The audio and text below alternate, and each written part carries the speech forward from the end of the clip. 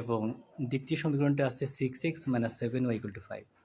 তো প্রথমটিকে আমরা 1 নং সমীকরণ ধরব এবং দ্বিতীয়টিকে আমরা 2 নং সমীকরণ ধরব। যেহেতু আমরা এটা অপনয়ন পদ্ধতিতে করব, তো তোমরা তো জানোই অপনয়ন পদ্ধতির একটা শর্ত হলো যে কোনো একটাকে আমরা সমান ধরব। তো প্রথম সমীকরণে আছে 2x এবং দ্বিতীয় সমীকরণে আছে 6x।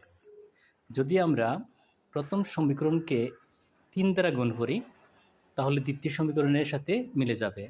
তাহলে আমরা লিখব সমীকরণ 1কে 3 দ্বারা গুণ করে পাই, আর সমীকরণ 2 যেভাবে আছে একইভাবে লিখতে পারি, অথবা বলতে পারি যে সমীকরণ 2কে 1 দ্বারা গুণ করে পাই।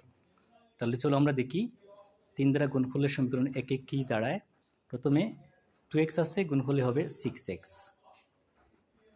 ওয়াইয়ের ক্ষেত্রে এখানে প্লাস আছে, এখানে আছে 3y, 3 দ্বারা গুণ করলে হবে 9y, আর = 7 আছে, 3 দ্বারা গুণ করলে হবে 21। আর দ্বিতীয় সমীকরণ যা আছে আমরা 1 দ্বারা গুণ করলে সেটাই হবে।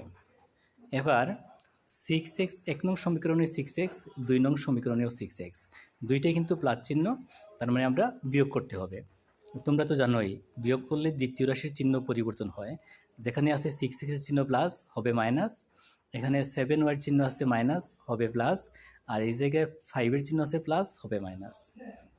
তাহলে যদি আমরা বিয়োগ করি তাহলে 6x প্লাস এবং এখানে 6 মাইনাস কাটাকাটি যাবে, আর এখানে আছে 9y, সেটা প্লাস, নিচে ছিল -7y হবে +7y, তাহলে দুইটা যোগ করলে হবে 16y।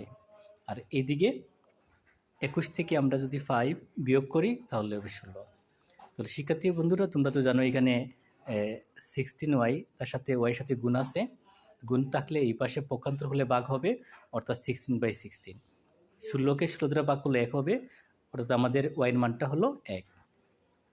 এখন আমরা 1 নং সমীকরণে কিংবা 2 নং সমীকরণে y এর মান বসালে আমাদের x এর মান চলে আসবে। তাহলে আমরা এখানে 1 নং সমীকরণে y এর মান বসিয়ে পাই। তো যে জায়গায় y হবে সেখানে আমরা 1 বসাবো। তো সমীকরণ 1-এ আছে 2x প্লাস 3y, তাহলে 3 সাথে এখানে y গুণ আছে, y এর মানটা 1, আমরা 1 বসালাম, = 7 আছে। এবার দেখি 2x 3-একে 3 আর = 7, সেটা তো আমরা বসাবো।